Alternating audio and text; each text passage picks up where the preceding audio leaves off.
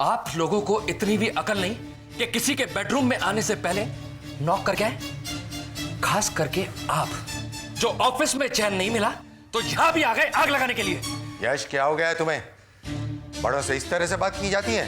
पापा, कभी कभी बड़ों को भी उनकी हद याद दिलानी पड़ती है, और खास करके जब वो अपना ऑफिस का काम छोड़कर किसी दूसरे की जिंदगी में दखलंदाजी करना शुरू कर दे। एक्सक्यूज मी भैया, यहां पर कोई दखलंदाजी नहीं कर रहा है, सब अपना काम ही कर रहे हैं। मैंने अंकल से कहा था आप पे नजर रखने के लिए। नजर रखने के लिए? यानी कि तुम जासूसी करवा रही हो? आखिर हमने ऐसा क्या बिगाड़ा किसी का? अभी तक तो कुछ नहीं हुआ है यश, और हम लोग भी सजग हैं। लेकिन ये जो तुम्हारे लक्षण है ना, आने वाले कल के लिए ठीक नहीं है। अपना काम काज छोड़कर दिन में पार्टियां अटेंड करते हो। कभी तुम्हारे दादा ने की थी पार्टी अटेंड? जो मेरे बाप या दादा ने नहीं किया वो कोई जरूरी नहीं कि मैं भी नहीं करूं। हाँ हाँ, तुमसे तो कोई उम्मीद बांधना बेकार है। पानी फिर गया है तुम्हारी अकल पर। क्या बात करें तुमसे, और क्या हुलिया बना रखा है तुमने। और बहू, क्या बेहुदा पोशाक पहन रखी है तुमने? शर्म आती है मुझे तुम लोगों पर। पापा बस हो गया। अरे चुप करो नालायक। अपने संस्कारों को, अपनी नींव को भूल गए। मैं ये कतई मानने को तैयार नहीं हूं कि तुम्हारी नींव इतनी खोखली है कि दौलत की चकाचौंध में वो डगमगा जाए। क्योंकि सिया की नींव भी वही है। वो तो नहीं डगमगाई, वो तो नहीं उड़ी हवा में। सीखो कुछ अपनी बहन से और शर्म करो अपने आप पर, नालायक।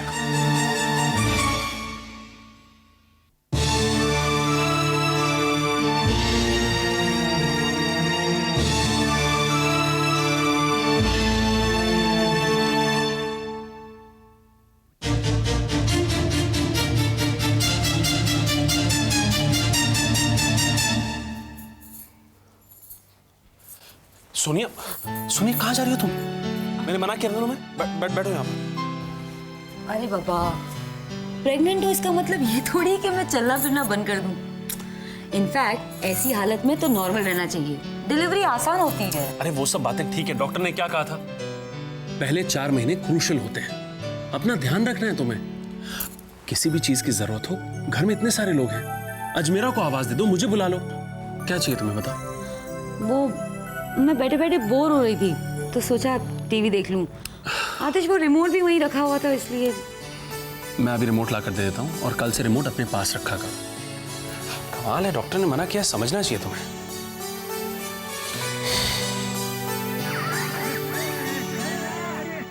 एक्शन नहीं बच्चों के लिए अच्छा नहीं होता। जी न्यूज़ की टीम ने ऐसे ही दीवाने को उसको निकाला देखें। जिसको 45 से लेकर ये हुई ना बात। क्या कार्टून? हाँ, अब से हमें वो प्रोग्राम्स देखने चाहिए जो हमारे बेबी को पसंद आए। और वैसे भी हंसना तुम्हारे लिए बहुत अच्छा है, सबके लिए अच्छा है।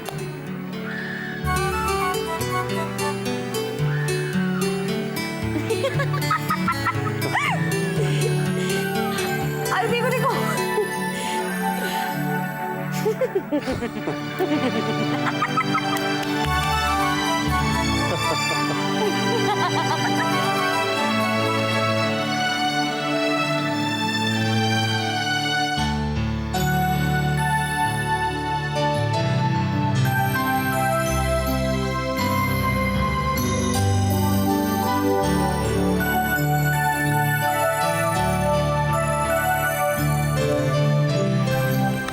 भैया चाय। Thank you. क्या हुआ भैया? कुछ नहीं। आप रो रहे थे? अरे नहीं नहीं नहीं सिया। दिखाइए, अरे आप रो रहे थे, बात क्या है? सिया, अगर मैं बताऊंगा तो तुम यकीन नहीं करोगे। बताइए तो सही। सिया, आज मैंने अपने बच्चे को देखा। क्या? हाँ, ये कैसे हो सकता है? मैंने कहा था ना, तुम मेरी बात का यकीन नहीं करोगी। सिया, आज मैंने सोनिया के लिए कार्टून्स लगाए थे। वो हंस रही थी, एंजॉय कर रही थी, खिलखिला कर हंस रही थी। मुझे ऐसा लगा जैसे मैं अपने बच्चे को देख रहा हूँ, हंसते हुए, खेलते हुए, एंजॉय करते हुए। It was a brilliant feeling. Really good feeling. भैया पता है आप एक बहुत अच्छे पापा बनेंगे। जिस बच्चे ने आज तक इस दुनिया में कदम नहीं रखा उसके लिए आप इतना महसूस करते हैं तो उसके आने के बाद आपका क्या हाल होगा। सिया, मैं बस उसी पल का इंतजार कर रहा हूं। I hope it comes fast.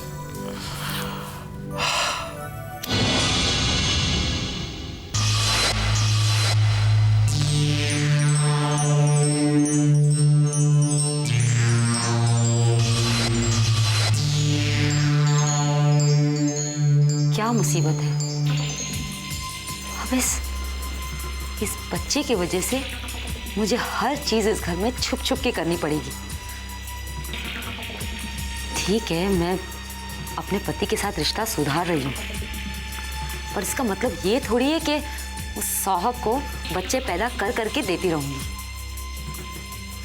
अभी से यह हाल है, पता नहीं आगे क्या होगा। एक एक पल भारी पड़ रहा है मुझे।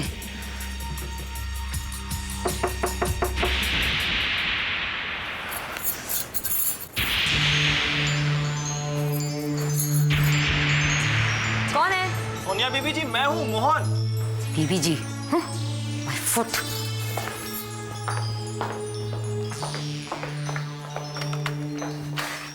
क्या है? जी वो मीनाक्षी मैम साहब ने आपके लिए पिन्नियाँ भेजी थी। एक डब्बा आप अपने कमरे में रख लीजिएगा, बाकी किचन में रखी हुई हैं। जब डिब्बे खाली हो जाएंगे तो मैं इन्हें फिर से भर दूंगा। और उन्होंने बोला है कि ये आप अभी खा लीजिएगा। वो कह रही थी कि बच्चे के लिए बहुत अच्छा है। जाओ।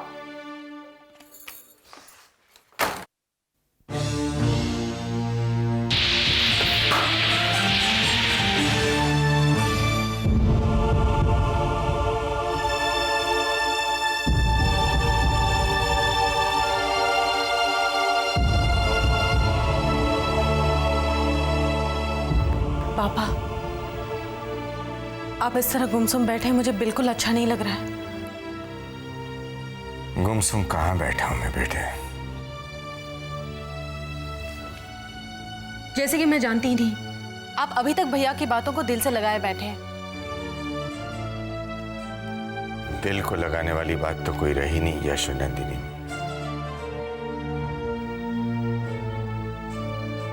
पल भर में क्या से क्या हो गया सिया। रंग बदल गई हमारी सारी दुनिया। तो क्या हुआ पापा, हम फिर से उन्हें अपने रंग में ढाल देंगे। थोड़ी सी मेहनत करनी होगी बस। अजनबियों की इस भीड़ में केवल तुम मेरी चित परिचित लगती हो बेटा। पापा आप इतनी टेंशन क्यों ले रहे हैं? क्यों अपना खून जला रहे हैं? यश भी तो मेरा ही खून है ना बेटा। लेकिन आज उसने मुझे पलट कर जवाब दे दिया। आंखों की शर्म को भी धो डाला उसने। एक तरफ आतिश और सोनिया है जो बिल्कुल सही राह पर चल रहे हैं, और दूसरी तरफ यश और नंदिनी इस शहर की भूल भुलैया में कहीं भटक गए। ये शहर, ये घर मुझे एक अपराध बोध खींच कर ले आया था। ये अपराध बोध कि कहीं ना कहीं किसी न किसी तरह विश्वनाथ भाई साहब की मौत का मैं जिम्मेदार हूं। अगर जीते जी मैंने उनकी इच्छा पूरी कर ली होती तो शायद नागपुर से हम लोग यहां केवल विश्वनाथ भाई साहब की इच्छा को पूरी करने आए हैं। लेकिन अब मैं अपने परिवार को बिखरते हुए नहीं देख सकता हूं बेटे। एक सुंदर मोती की माला सा था हमारा परिवार, लेकिन अब वो माला टूट गई है बेटे, और उसमें से मोती बिखर कर कहीं खो गए हैं। पापा आप चिंता क्यों कर रहे हैं? मैं हूं ना। मैं अपने परिवार को कभी बिखरने नहीं दूंगी, और ये मेरा वादा है आपसे पापा।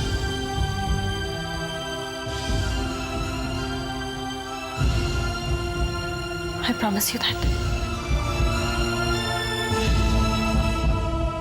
नहीं चाहिए? पेट भर गया? दिखाओ, पेट दिखाओ। पेट भर गया है। मेरे बेबी का पेट भर गया है। अब मेरा बेबी सोएगा, ऐसे ऐसे सोएगा। सो स्वीट, सो प्यारा। सो जाओ। तुम जाग रहे हो? ये सोने वाला है। चुप रहो, चुप रहो। तुमने मुझे जगाया क्यों नहीं? अरे चुप रहो ना, मैं तो 2 घंटे से जग रहा हूँ। इसने दूध भी पी लिया है और इसकी नैपी भी चेंज हो गई है। अब ये सोने वाला है ना? तुम सो जाओ, तुम सो जाओ। Are you sure? हाँ, तुम नहीं सोगी तो हम दोनों का सुबह ख्याल कौन रखेगा, है ना? मम्मा से बोलो, मम्मा सो जाओ। मैं भी सो रहा हूँ, सो जाओ, सो जाओ तुम। So sweet. आतिश, आतिश,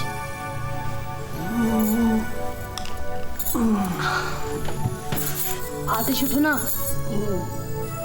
आतिश उठो ना, देखो कितनी सुबह हो गई है। उठो ना। जाग गई? मैं बहुत देर से जाग गई हूँ। मैंने पूरा न्यूज़पेपर भी पढ़ दिया।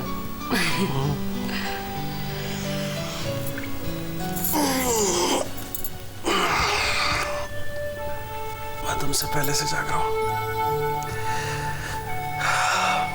बेबी उठ गया था ना, मैं इसे दूध पिलाया, नैपी चेंज की, सुलाया, सो गया प्यार से वो। आतिश, ये तुमको क्या हो गया है? बेबी, नैपी, दूध, तुम जरूर कोई सपना देख रहे होंगे। अब उठो।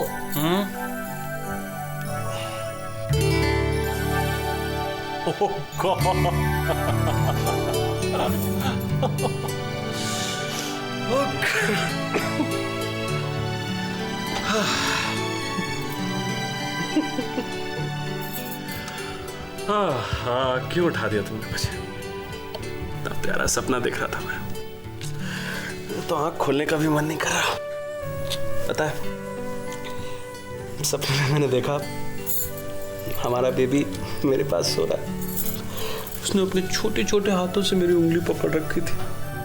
स्टार्स दिखाए मैंने उसे, तो ऐसे जैसे सब कुछ समझ रहा है, सर हिला रहा था। Hello, wake up, rise and shine, क्योंकि आपको ऑफिस जाना है। अब उठ जाओ, चलो।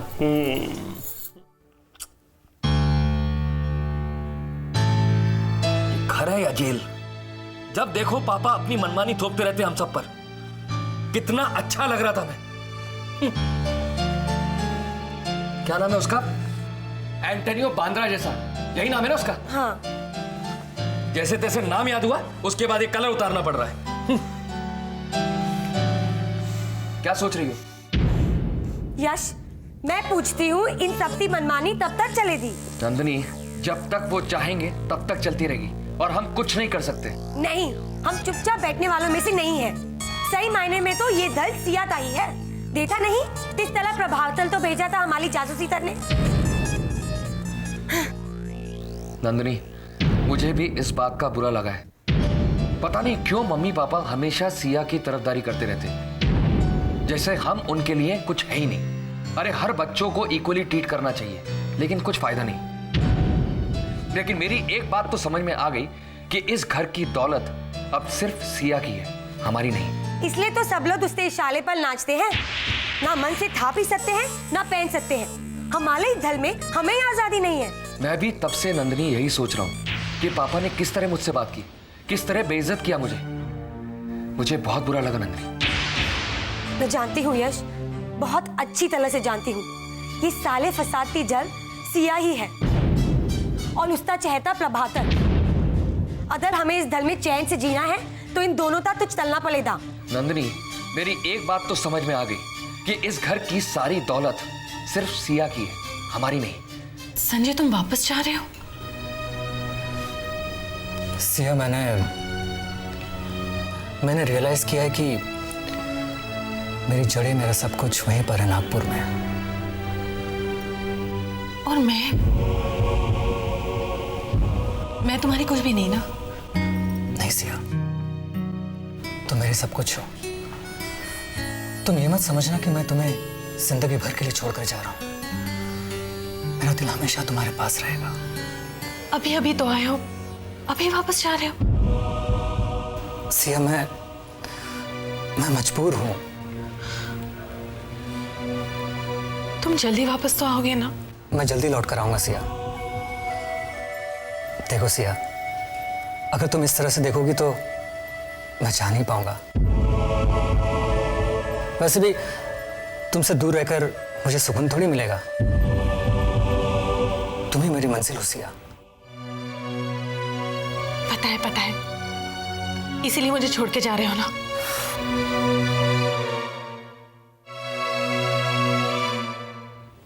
संजय, तुम मुझे भूल तो नहीं जाओगे ना? तुम भी ना सिया, कैसी बातें कर रही हो तुम? मैं तुम्हें बहुत मिस करूंगा। मैं भी। हो सके तो जल्दी आने की कोशिश करो ना। हाँ सिया, मैं जल्दी वापस आऊंगा, बहुत बहुत जल्दी।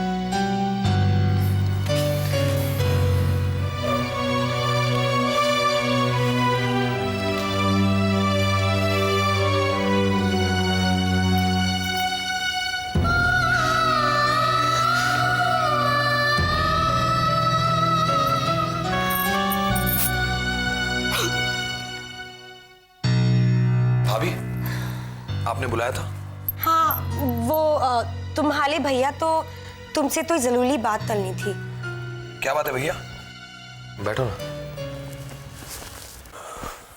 बोलिए भैया। देखो आदित्य, अपने दिल की भड़ास में निकालना चाहता था तुम्हारे सामने। आखिर तुम मेरे छोटे भाई हो, और अब सिया ने तो अपने आप को हमसे अलग कर ही लिया है। भैया साफ साफ कहिए, बात क्या है? अब क्या बताऊं आदित्य, कहने को तो यह हमारा घर है, लेकिन ट्रीटमेंट बिल्कुल बाहर वालों जैसा।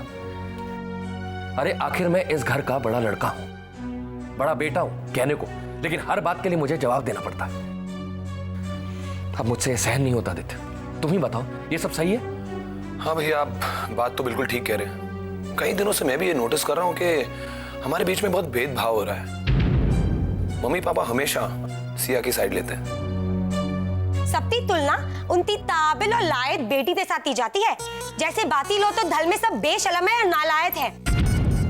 अरे अगर गुस्सा है तो थप्पड़ मार लो, तुझ नहीं तहेंगे हम लोग, धलते भले हैं वो लोग। लेकिन इस तरह बात बात पे जलील करना, इन्हें यूं नाताला साबित करना, कितना सहन कर लेंगे हम लोग।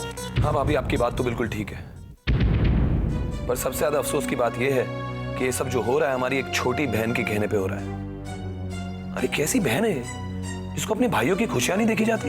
अरे हमारी पार्टियों पे उन्हें एतलाज है, हमारे लहन सहन चाल चलन सब चीज से उन्हें प्रॉब्लम है। और अब सिया हम पर हुक्म चलाना चाहती है, क्योंकि बाकी सब तो उसके इशारों पर नाचते रहते हैं। अब मुझसे बिल्कुल सहन नहीं होता। सच कहूं भैया, तो कई दिनों से मैं भी इसी बारे में सोच रहा हूं। अच्छा हुआ कि आप लोगों ने ये बात छेड़ दी। मुझे ऐसा लगता है कि हमें कुछ ऐसा करना चाहिए कि सिया हमारे आगे कुछ बोल ना पाए। वो कुछ कहेगी नहीं तो उसकी चलेगी कैसे? लेकिन आदित्य, ये होता कैसे? होगा भाभी, ये तो जरूर होगा। ये काम बस आप मुझ पे छोड़ दीजिए।